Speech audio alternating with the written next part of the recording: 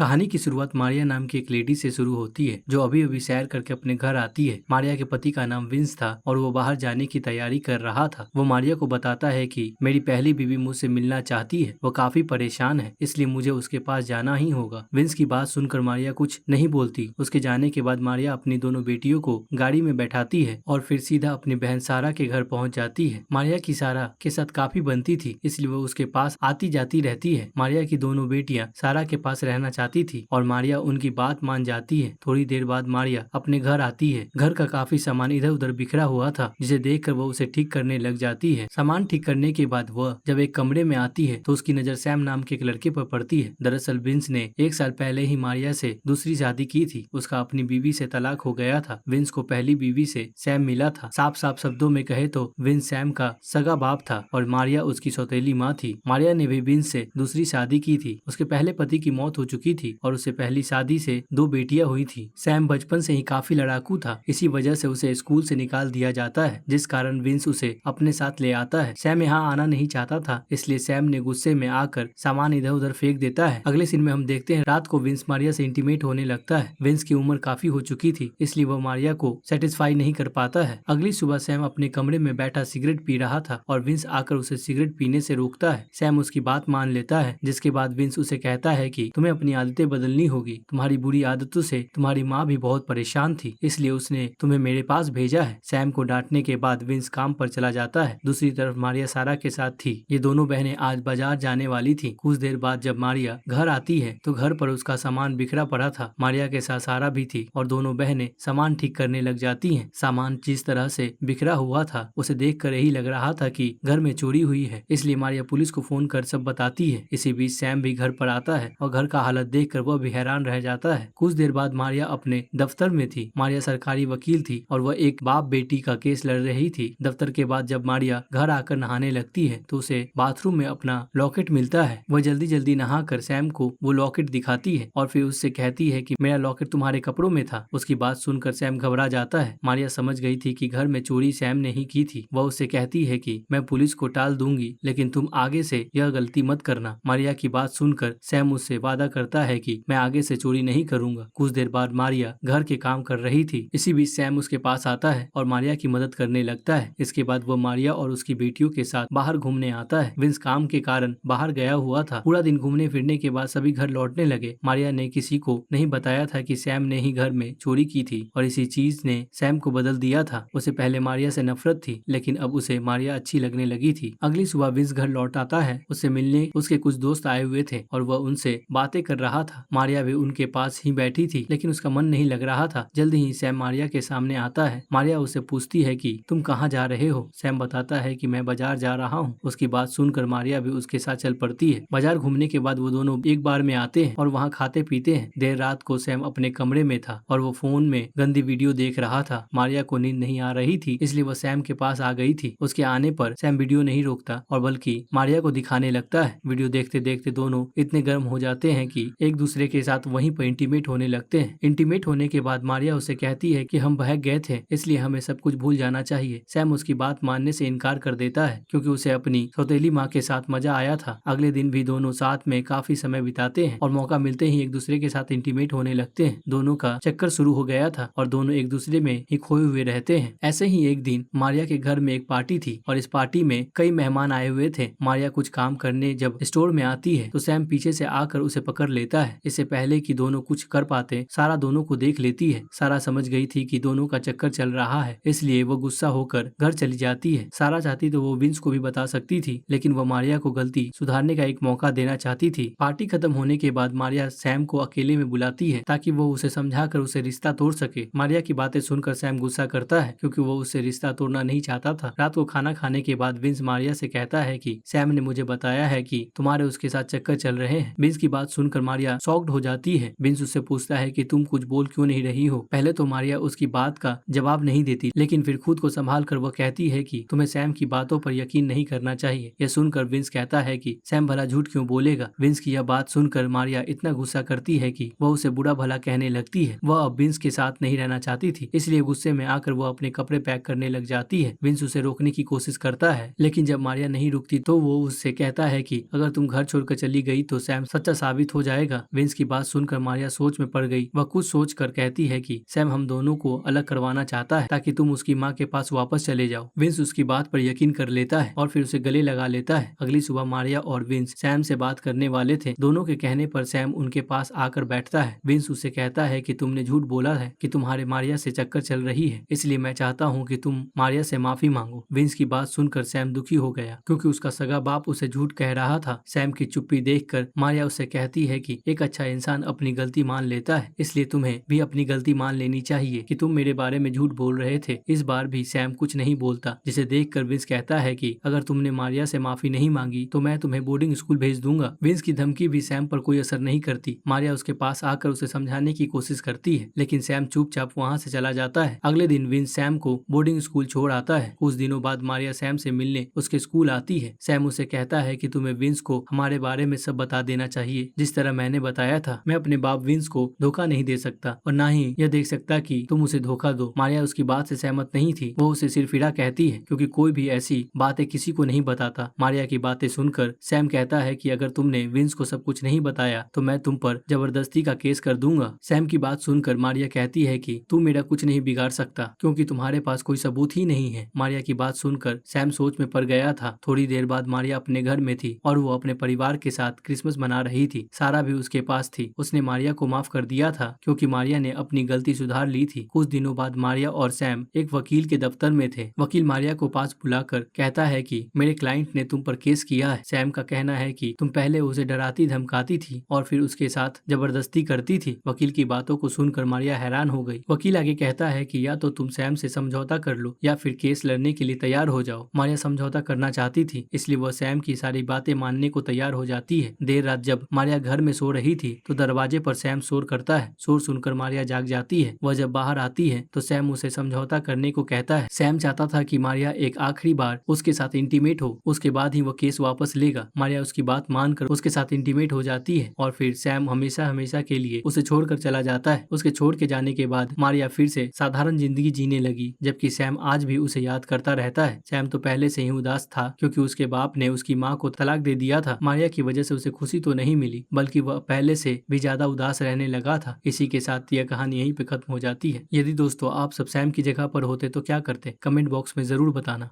यह मूवी पसंद आई हो तो इस वीडियो को लाइक और शेयर जरूर करना और साथ में हमारे चैनल कहानी फिल्मी को प्लीज सब्सक्राइब करके जाना। तो चलिए मिलते हैं आप सबसे अगली वीडियो में। Thanks for watching.